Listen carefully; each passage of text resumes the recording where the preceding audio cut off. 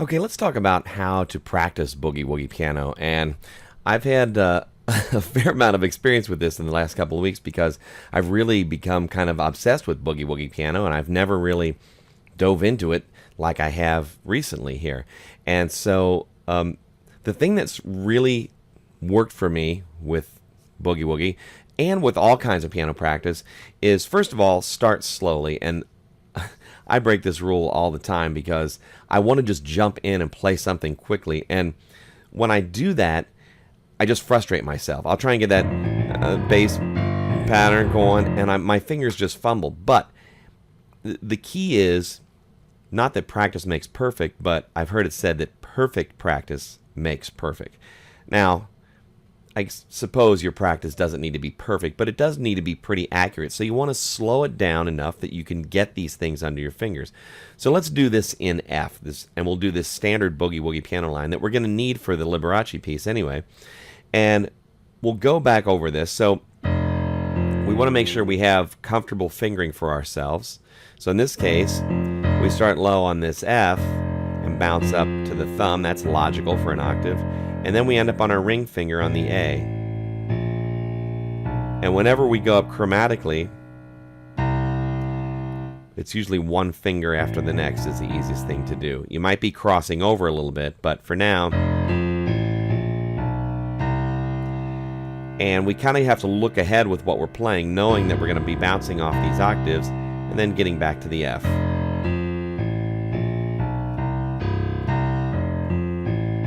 And then a little bit faster.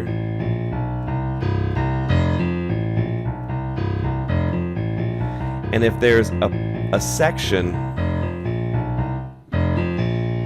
for example, if you keep hitting the B flat instead of the A, well, that's then now become a focus area that you need to work on just for a minute or two. And you think, well, how can I correct that? My ring finger needs to be a little bit lower if I keep getting stuck on that B flat. Or what am I doing? So is my arm raising up, which throws my finger over, possibly? Or I'm just subconsciously thinking it's too high. In that case, I need to visualize that that note is a little bit lower and maybe turn my elbow in to catch it right. Just slightly. But you need to be aware of these things when you're practicing so you can make those little corrections until it just sort of starts to feel right. Now, I'll tell you my problem with this bass pattern at one time was getting back to that F. So when he got down here is hitting it. See, I still had the trouble again. I went a little low.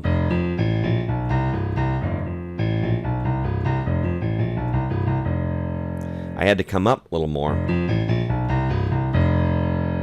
And sometimes it does help to just turn away and not look at it so you can get the feel of where it is, and you're not just relying on your sight and you're trying to consciously hit that target every time. Because especially with boogie woogie, like I'm doing now, you want these patterns to be so ingrained that you can just talk while you're doing them and they just automatically come out. Now, I have a hard time talking while I'm playing the piano, but from practicing this pattern enough, I can do it with this one. Because the rhythm gets more in my hand and my arm than in my brain and my vision and my hearing. That's all part of it, but you want it to just be second nature, okay? So start slowly. And it helps to just play it like about 1,000 times until you get so tired of it. Like I said, correcting any little mistakes that you run across. And just play it for 5 or 10 minutes. Until you go, hey, I'm really getting it. Now, if you're still stumbling on it, probably you might be after the first time, I know I was, then once you have sort of had a little mini burnout on that, take a break. Walk away for 10, 15 minutes, an hour, a couple hours. Come back the next day. And what's amazing about practice is you'll find that you'll be better. And it'll just feel better in your hand all of a sudden. You might have to do that 2 or 3 times, but it's kind of like magic. Your body just soaks this in and learns it, and it just provides it for you when you go to access it again. That's what's really cool about practice and about learning the piano. All right. Now, for the Liberace piece we're going to work on, we need to get to that same bass pattern, but starting on B flat also. So, you should spend some time practicing that also. And the C pattern.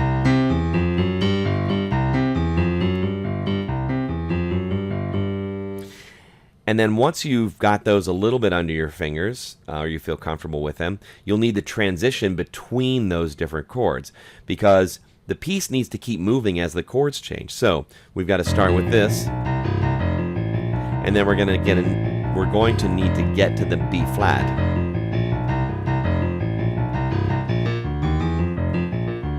To the C, back to the F. So those transitions most likely are going to cause you to stumble a little bit when you first come to them. You'll probably pause. A lot of people do this while they find their place. So to fix that, you practice that transition, knowing in your mind that the B flat's coming up.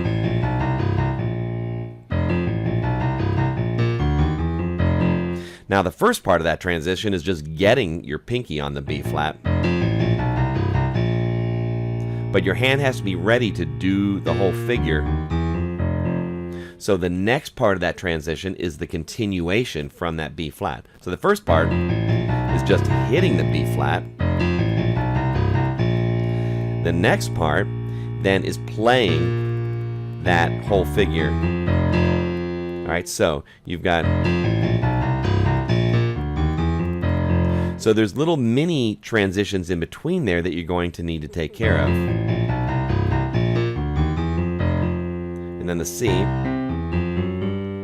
And then back to the F. Now this one's easy because the octaves you're doing are just G, so you just have one note down to get back to the F. In fact, one thing you can do is just cycle through those 3 different chords without all 12 measures of Boogie Woogie. A little trouble there.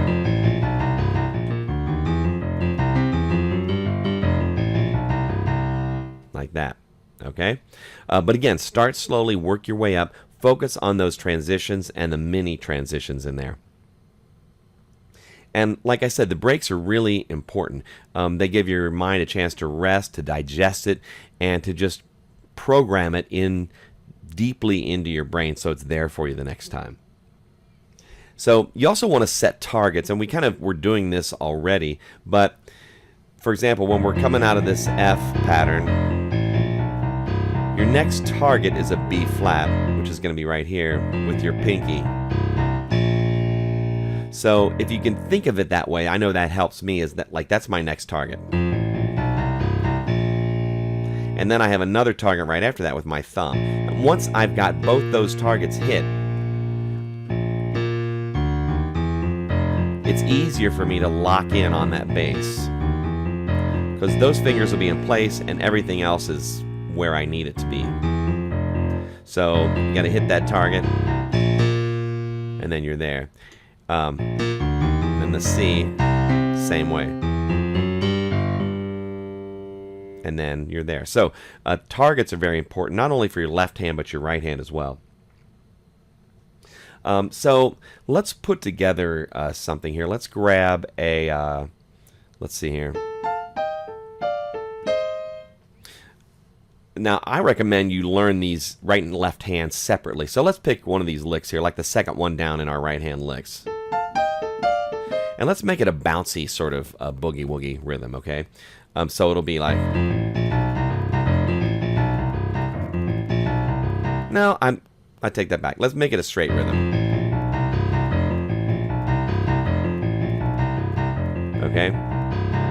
And the right hand lick we're going to use is this, which I'm a little rusty on at the moment. Goodness, yeah. Now you're watching me practice.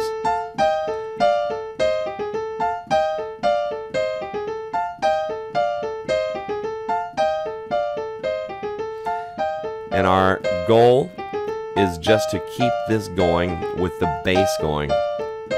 So let's break it down slowly, and we're going to start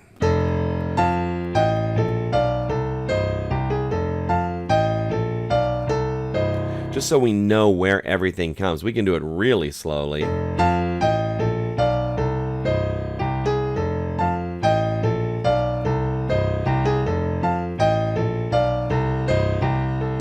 Whoops. Then the key is to keep it nice and steady.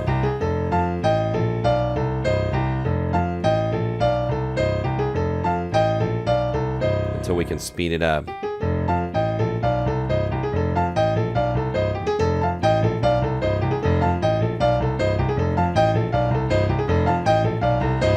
Like that, okay? And again, you need your targets. In the right hand, this target in this case is that F and A up there.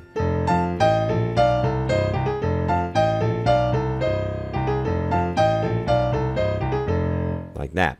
Then you can practice on a different key, and in this case we want to go up. Let's see, if that F was on the bottom, we need a B flat on the bottom.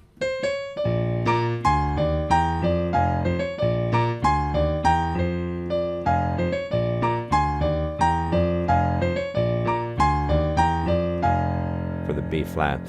And then once again we need to work that transition. So from the F to the B flat. Whoops, and see, I missed it in the left hand this time. Let's try that again.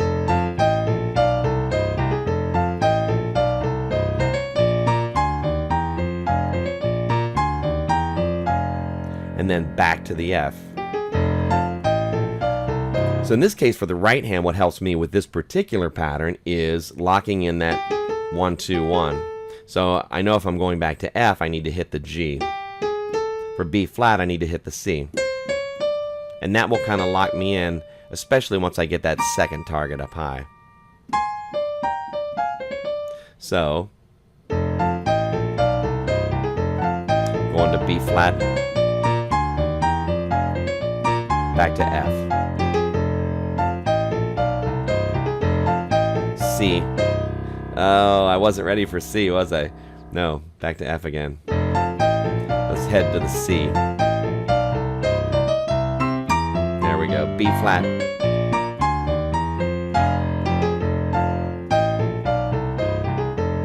Like that. So it is challenging, but work on those transitions. And again, the targets are real important. Sometimes you have 1 or 2 targets to really lock in your hand, but spend time on those little areas because those will help you smooth over the transitions between everything. Okay, don't just think that by muscling your way through that those will automatically show up. You've got to train your hands and your brain to sort of automatically get through those. And the only way to do that is to slow that down and just really think about it for a minute.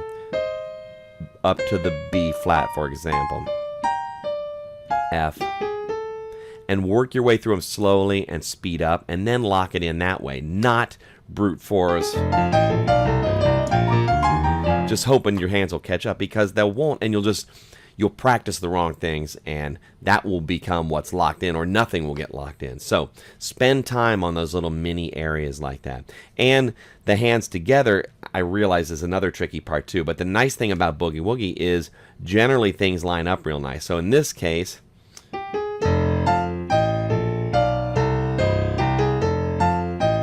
everything lines up except for these 16th notes is really the only kind of double notes.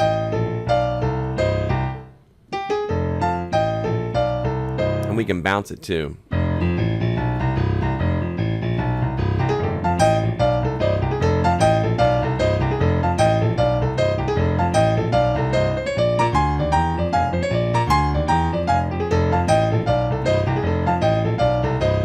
All right, so you can play whatever rhythm you like, but that's the nice thing about Boogie Woogie is generally everything lines up. And even if you do have 16th notes, like this lick number 3 in our right hand licks, we have in the key of C.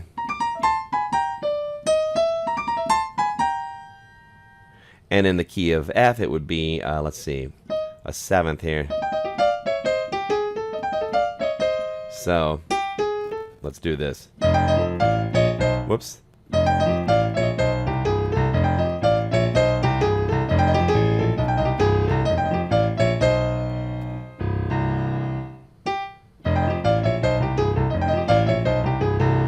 Straight also. But what I'm trying to say is, in this case we have those 16th notes, but they still line up.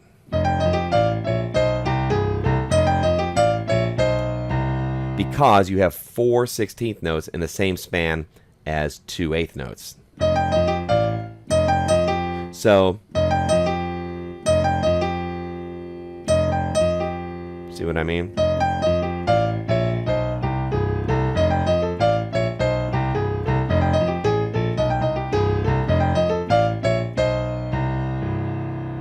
Alright, so keep an eye on that. Write it out if you have to, but or at least just see it and feel it on the piano when everything lines up, because that's generally what's happening. Every now and then you'll get some syncopation, like when you're doing those 6th riffs. So like,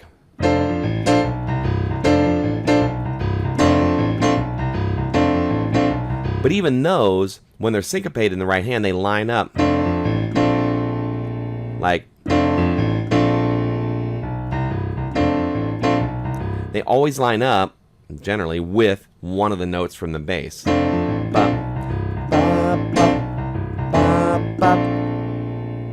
that helps you lock in the rhythm. Whoops.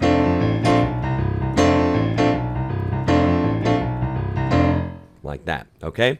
So, that's enough of beating that dead horse. But anyway, there's just a few tips on how to practice, how I practice, and how I think it makes sense to, just to keep it slow, work on the transitions within the transitions, find your targets. It might be 1 or 2 targets before you get your hand locked in.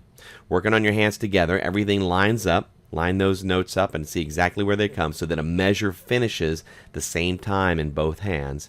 And then just work your speed up slowly over time. And then you've got these bigger transitions. So when both hands are working together, for example, when you need to get to another chord, so from an F to a B flat or an F to a C, something like that. So then just work those areas. And then you just break it down into those little pieces, those modules, and before too long, things just start to come together. So I hope this little practice video helps you, and it's time to move on and get into a couple tunes.